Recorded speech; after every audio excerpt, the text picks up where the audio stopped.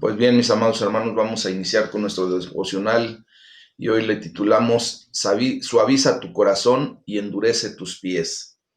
Y pues vamos a tomar este tiempo de reflexión, este tiempo de devocional para la gloria de Dios y pues vamos a iniciar eh, haciendo nada más una mención de cómo hay mucha gente que para la gloria de Dios siempre anda buscando la manera de ayudar a los demás, suavizando su corazón, y seguramente yo creo que tú has sido ya tocado por el poder del Espíritu Santo en amor y verdaderamente has venido a tener un corazón suave, un corazón de carne, porque la palabra de Dios así lo promete.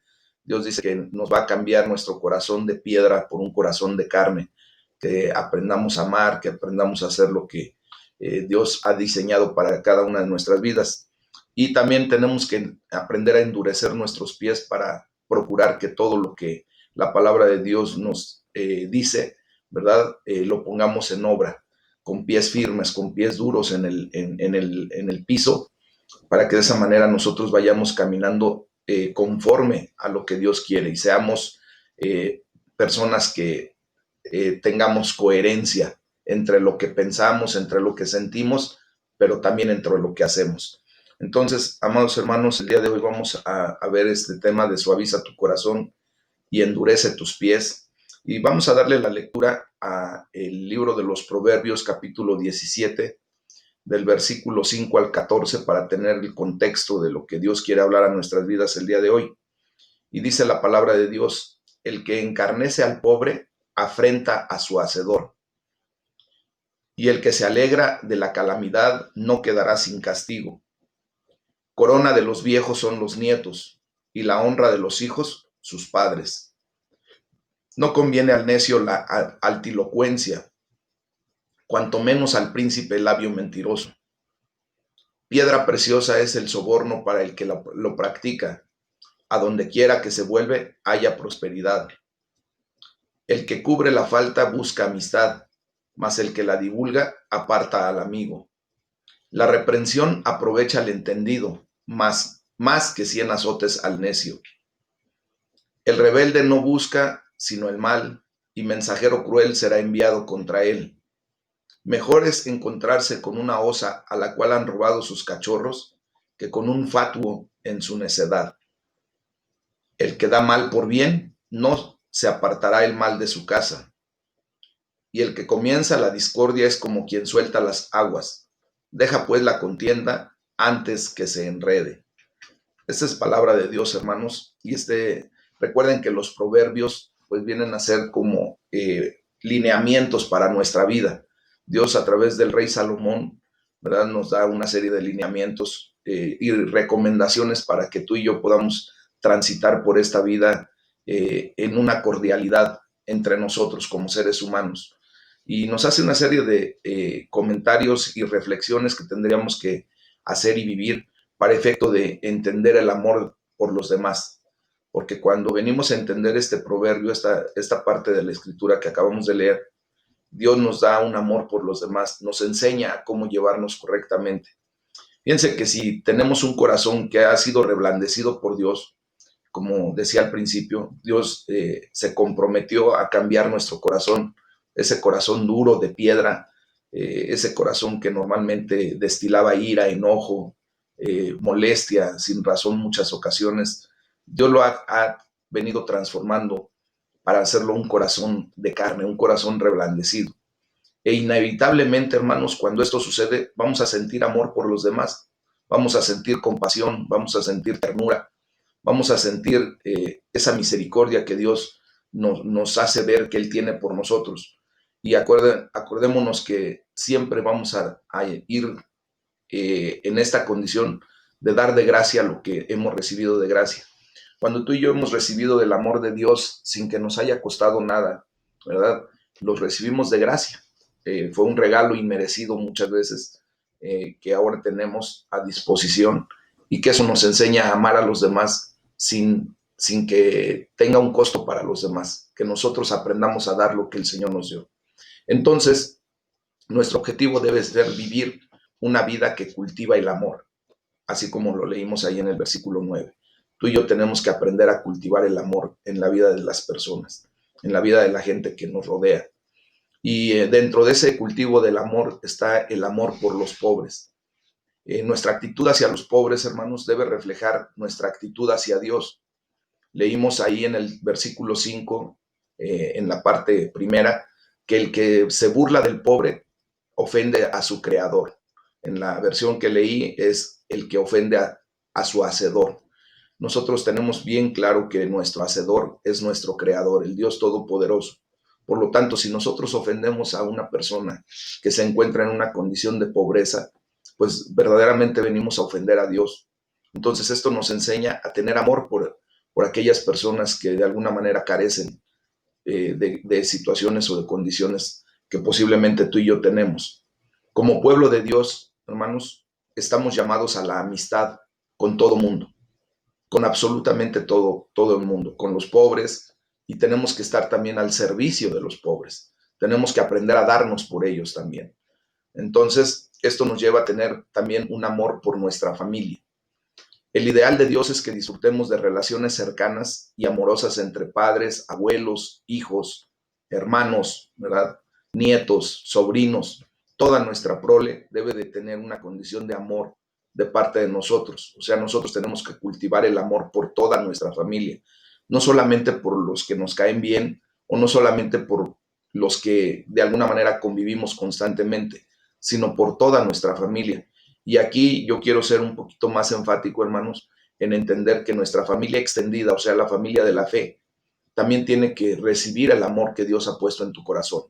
Con todos nuestros hermanos en la fe, con todos nuestros hermanos en Cristo Jesús, tenemos que aprender a disfrutar de esas relaciones cercanas, ¿verdad? Amorosas. Dice la palabra de Dios en el versículo 6 que acabamos de leer, que la corona del anciano son sus nietos. Y es una verdad. Quienes tenemos nietos, qué dicha nos da el verlos. Sinceramente es como venir a coronar nuestra vida, ¿verdad? Y dice que el orgullo de los hijos son sus padres. Obviamente cuando nosotros aprendemos a amar a nuestra familia, empezamos a sentir un orgullo sobrenatural, un orgullo especial por nuestros padres, hayan sido como hayan sido, o sean como sean, ¿verdad? La palabra de Dios nos enseña que debemos aprender a honrar a nuestros padres y no nos dice si son buenos, entonces si los honras, o si son malos, los haces a un lado, ¿no? Dios nos llama a honrar a nuestros padres y hay una promesa en ese mandamiento. Ahí en Éxodo 20, versículo 7, 8 y 9, dice que nosotros tenemos que honrar a nuestros padres y el Señor nos dará largura de vida, ¿verdad? Él extenderá nuestra vida aquí en la tierra y nos dará bendición. Es el único mandamiento con promesa, hermanos.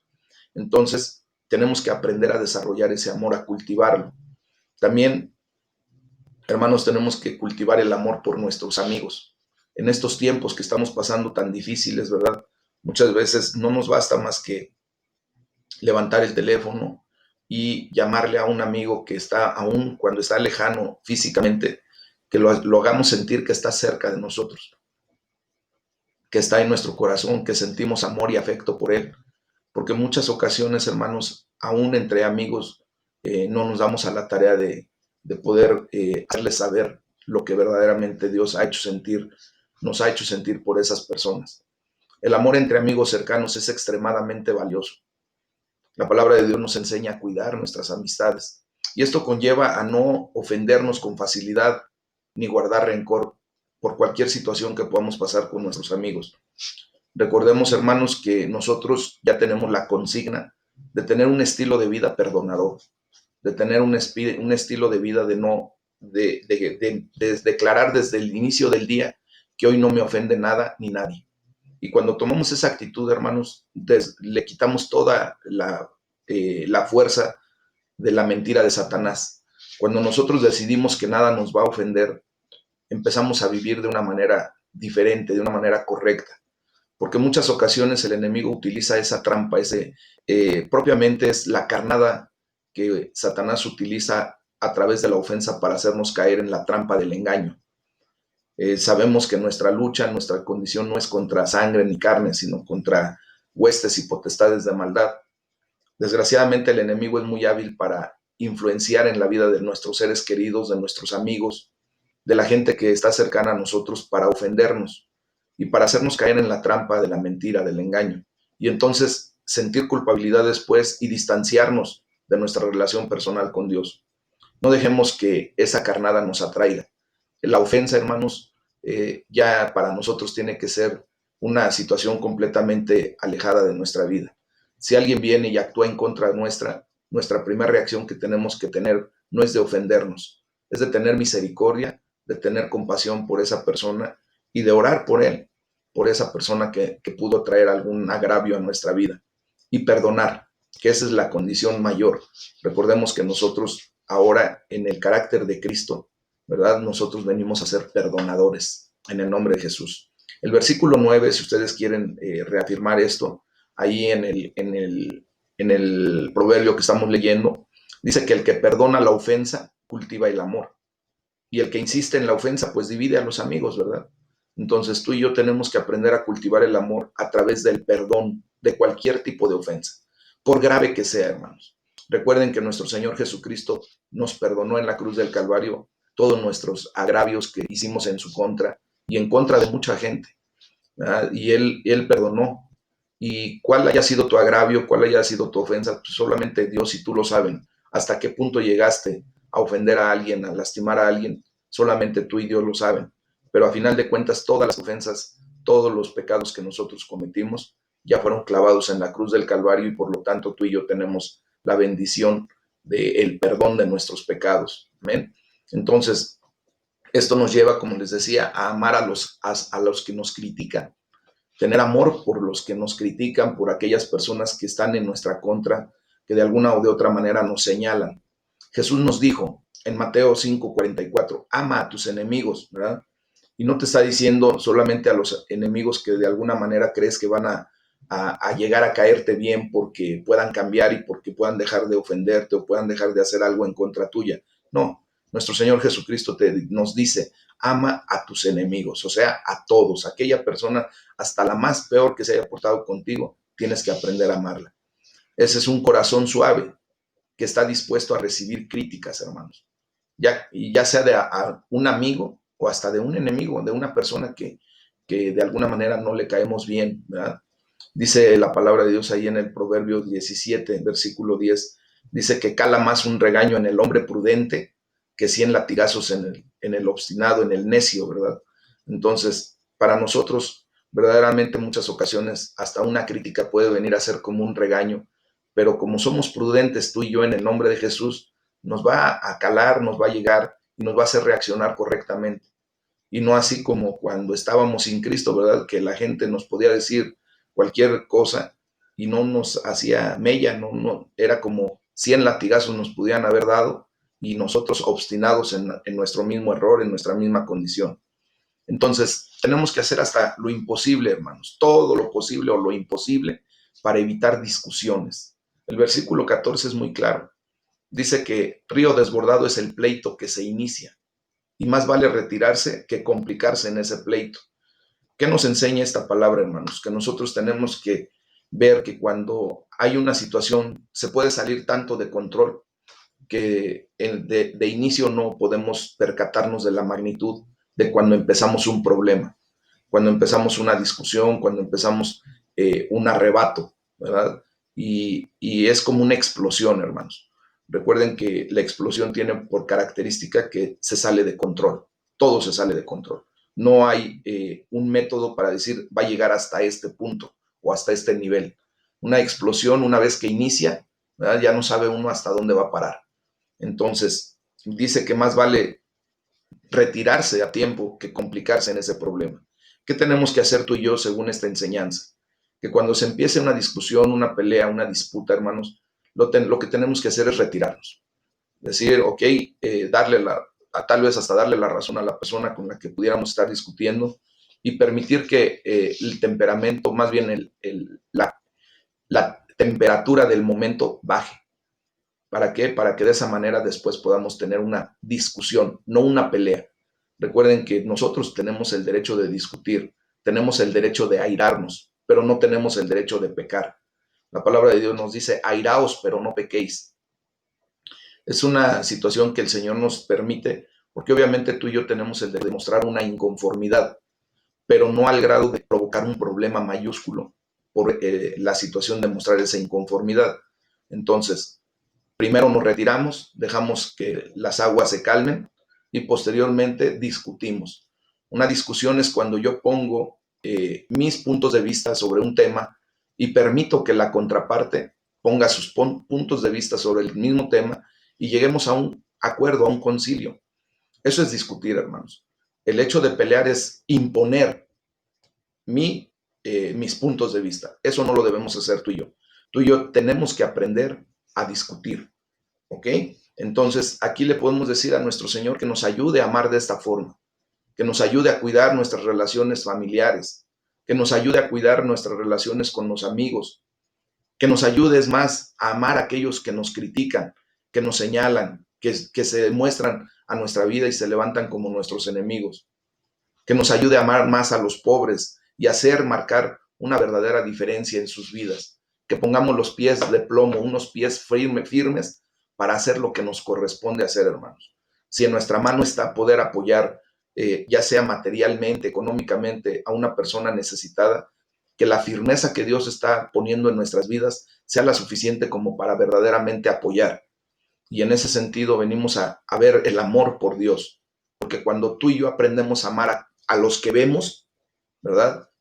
Tenemos una relación horizontal correcta por la gente que vemos, a la gente que podemos palpar, ¿verdad? Podemos entonces verdaderamente experimentar el amor por Dios, por aquel que no vemos, porque tú y yo ahorita todavía no podemos ver a Dios, pero cuando amamos al que sí vemos, pues tenemos ya una gran garantía de poder verdaderamente amar al que no vemos, una relación vertical.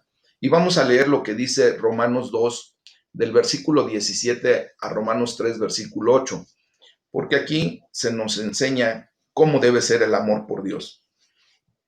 Dice, he aquí, tú tienes el sobrenombre de judío y te apoyas en la ley y te glorías en Dios. Recuerden que hemos estado hablando acerca del libro de Romanos y el apóstol Pablo nos va llevando de la mano muy correctamente a través de estos pasajes bíblicos, hermanos, para entender cómo Dios les da a los judíos una ley que después viene a ser para nosotros también ley, pero les hace una serie de advertencias respecto a cómo el legalismo los lleva a distanciarse de Dios en vez de verdaderamente tener amor por Dios.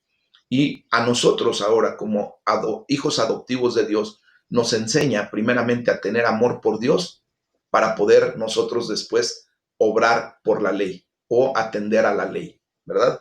Entonces dice aquí, aquí le está hablando a los judíos en este momento. Dice, tú tienes el sobrenombre de judío y te apoyas en la ley y te glorías en Dios. Dice, y conoces su voluntad e instruido por la ley apruebas lo mejor. Recuerden que a los judíos les dio la ley y ellos, ¿verdad? Se la sabían de memoria desde niños. Se tenían que aprender la Torá completamente hasta antes de casi de los 5 años ya tenían que saberse los primeros 5 libros de la ley, el Pentateuco. Entonces, por eso Pablo les dice claramente eso a los judíos. Le dice, y confías en que eres guía de los ciegos. ¿Por qué? Porque a través de la ley guiaban a los otros pueblos que no tenían esa ley, a los ciegos, para Dios, ¿verdad? Dice, confías en que eres guía de los ciegos, luz de los que están en tinieblas, instructor de los indoctos, maestro de niños, que tienes en la ley la forma de la ciencia y de la verdad. Dice, tú pues, que enseñas a otro, ¿no te enseñas a ti mismo? Tú que predicas que no se ha de hurtar, ¿hurtas? ¿Tú que dices que no se ha de adulterar, adulteras? ¿Tú que abominas de los ídolos, cometes sacrilegio? ¿Tú que te jactas de la ley, con infracción de la ley deshonras a Dios? Porque como está escrito, el nombre de Dios es blasfemado entre los gentiles por causa de ustedes. Pues si en verdad la circuncisión aprovecha, si guardas la ley, pero si eres transgresor de la ley, tu circuncisión viene a ser incircuncisión. Recuerden que los judíos por pacto, ¿verdad? Tuvieron una marca, una señal física visible a través de la circuncisión, el corte del prepucio de los varones. Con eso ellos, ¿verdad? Venían a ser un pueblo escogido un pueblo marcado, un pueblo apartado por Dios y para Dios. Pero esa circuncisión, dice la palabra de Dios ahí, que aprovechaba si verdaderamente guardaban la ley. Pero si alguna persona, y propiamente venimos a ser todos, los judíos y los gentiles y todo el mundo, somos transgresores de la ley. Y entonces esa circuncisión, esa marca física, vendría a ser como inexistente, ¿verdad? Por la misma condición. Entonces, dice la palabra de Dios en el versículo 26, si pues el incircunciso guardare las ordenanzas de la ley, ¿no será tenida su incircuncisión como circuncisión? Dice, y el que físicamente es incircunciso, pero guarda perfectamente la ley, te condenará a ti, que con la letra de la ley y con la circuncisión eres transgresor de la ley. Pues no es judío el que lo es exteriormente, ni es la circuncisión la que se hace exteriormente en la carne. ¿Qué ventaja tiene, pues, el judío? ¿O de qué aprovecha la circuncisión? Mucho, en todas maneras. Primero, ciertamente que les ha sido confiada la palabra de Dios. Pues, dice, pues que si alguno de ellos han sido incrédulos, ¿su incredulidad habrá hecho nula la fidelidad de Dios? De ninguna manera. Antes bien sea Dios veraz y todo hombre mentiroso, como está escrito, para que seas justificado en tus palabras y venzas cuando fueres juzgado. Y si nuestra injusticia hace resaltar la justicia de Dios, ¿qué diremos? ¿Será injusto Dios que da castigo? Dice, hablo como hombre, ¿verdad? Para que sepamos que en ese momento se está dirigiendo a nosotros como una persona más. Dice, en ninguna manera. De otro modo, ¿cómo juzgaría Dios al mundo? Pero si por mi mentira la verdad de Dios abundó para su gloria, ¿por qué aún soy juzgado como pecador? Dice, ¿y por qué no decir, como se nos calumnia y como algunos cuya condenación es justa, afirma que nosotros decimos, hagamos males para que vengan bienes? No es así, ¿verdad, hermanos? Fíjense bien, vamos a desglosar todo esto para comprender el amor que debemos tener por Dios.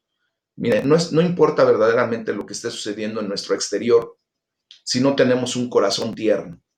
Aquí el apóstol Pablo está examinando la importancia del corazón y explica que se buscaba que los judíos, ¿verdad? El pueblo elegido por Dios, caminaran en una relación correcta con Dios. Y es por ello que se les dio la ley. Por eso Dios le dio al pueblo judío la ley. Y ellos conocían perfectamente bien la voluntad de Dios, como lo acabamos de leer. Estaban destinados a ser guías de ciegos y luz de los que están en la oscuridad, ser instructores de los ignorantes, ser maestros de aquellas personas que no teníamos el conocimiento de la palabra de Dios.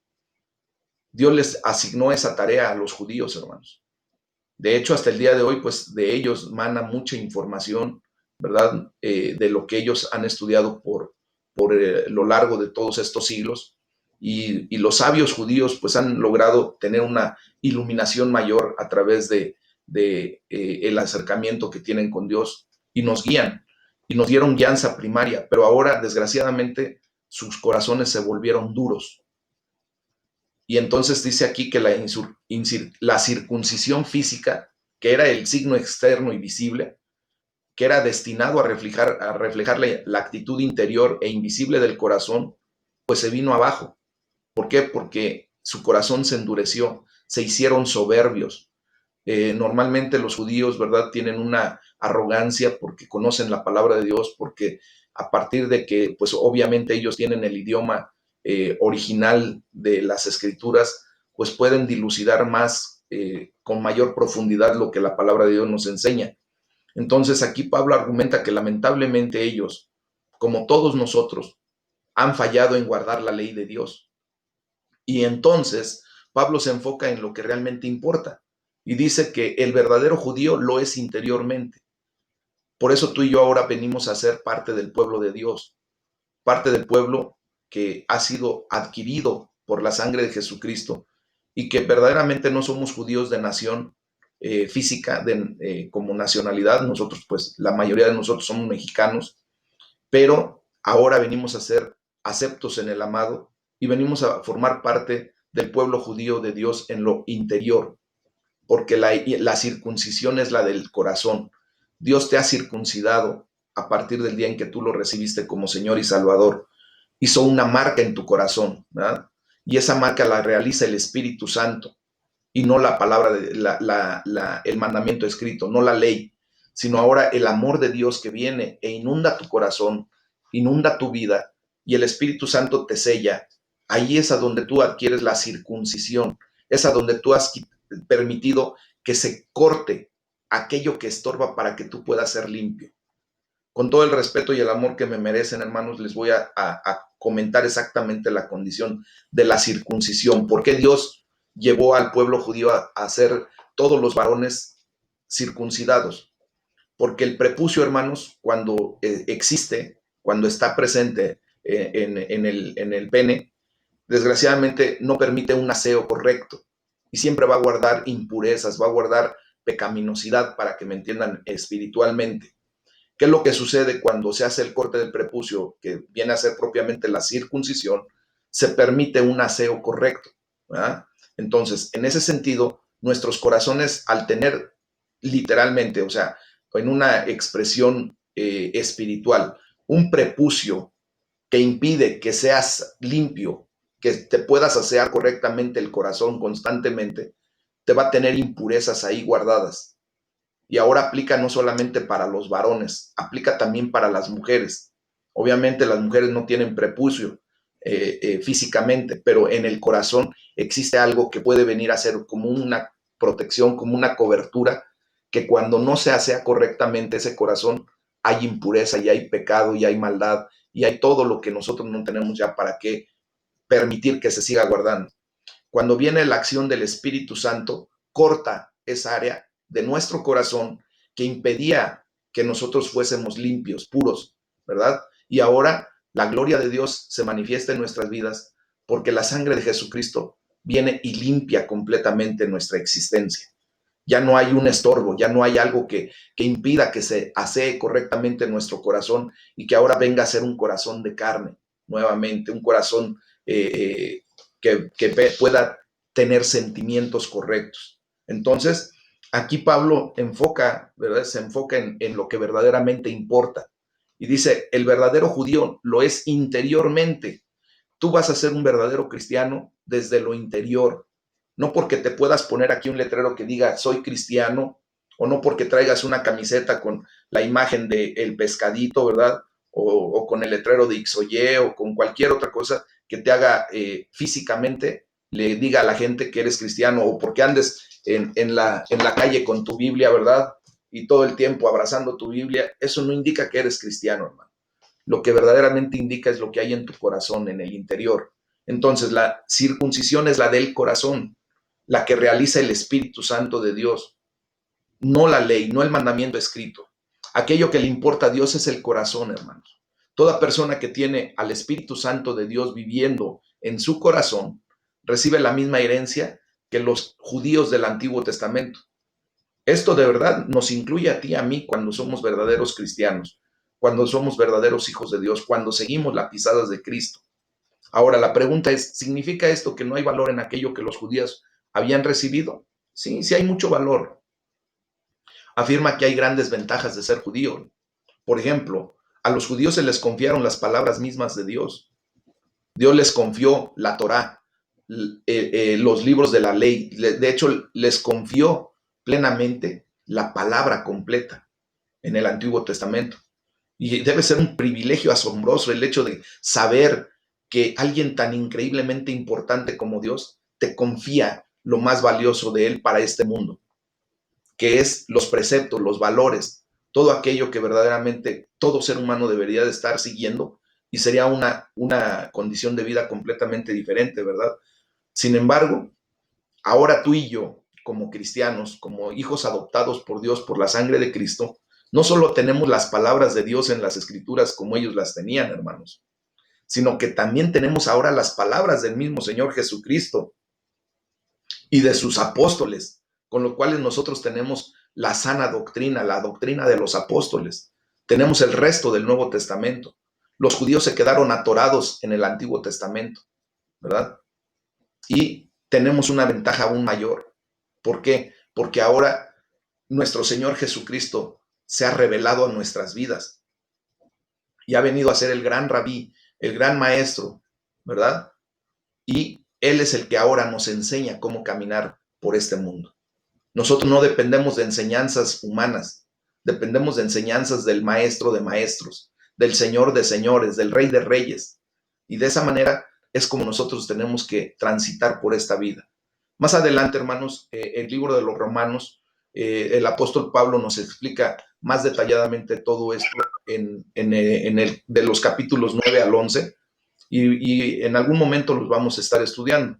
Mientras tanto, nosotros tenemos que ver que Pablo hace una digresión para lidiar con una discusión que sus oponentes han planteado.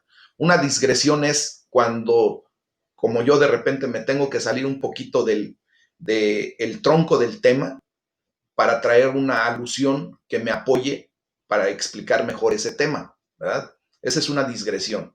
Entonces, fíjense que él subraya de nuevo la fidelidad de Dios cuando nosotros somos infieles. Cuando el pueblo judío ha sido completamente infiel durante mucho tiempo, Dios permanece fiel no solo a su pueblo judío, sino ahora a nosotros como el pueblo adquirido por él. Entonces sería absurdo aprovechar esto haciendo el mal. Ustedes y yo, ¿verdad? Al recibir la bondad de Dios, al recibir la fidelidad de Dios, al recibir el amor de Dios, al recibir la misericordia de Dios, sería absurdo completamente que tuviéramos actitudes incorrectas, haciendo el mal. Más bien, la fidelidad de Dios nos anima a ser fieles a Él y a atender a su palabra correctamente. Entonces, nosotros tenemos que estar orando constantemente, pidiéndole a nuestro Señor que llene nuestro corazón, que su Espíritu Santo venga a nuestra vida. Y es por eso que nosotros necesitamos día a día que el Señor llene nuestro vaso, que nos reposte el combustible espiritual que necesitamos para poder permanecer en esas buenas obras, las cuales Dios preparó de antemano para que tú y yo anduviéramos en ellas. No son obras de maldad, hermanos. No son obras que ahora yo berrinchudamente puedo agarrar y decir, sí, conozco el amor de Dios, conozco la fidelidad de Dios, pero ese me la hizo y ese me la paga. No, dice la palabra de Dios que aprendamos a pagar con bien el mal que se nos ha hecho. Dice, no paguemos mal por mal, sino más bien paguemos con el bien que ahora tenemos en nuestra vida, el mal que se nos ha hecho. Tenemos que aprender a actuar con amor y con compasión por cada una de las personas que nos encontremos en nuestro camino. No importa que no las conozcas, no importa que no sean de tu misma ideología, no importa. Solamente nosotros tenemos que desprender amor de nuestras vidas, destilar amor de nuestro corazón. ¿Y por qué lo podemos hacer? Porque ahora Dios nos llena de su amor, ¿verdad? Y es como el ejemplo que en algún momento puse cuando me recuerdo de los tiempos que íbamos a tomar café allá a un restaurante, no sé si ustedes lo recuerdan, se llamaba el restaurante California, después pasó a ser del grupo Tox, pero en aquel restaurante había algo muy particular. La señorita tenía por consigna que pasaba una vez y nos servía café, y a la segunda vez que pasaba, la segunda vuelta, nos decía, ¿le sirvo más café? Sí, por favor. Veía que se vaciaba la taza y ella venía después, ya ni siquiera preguntaba.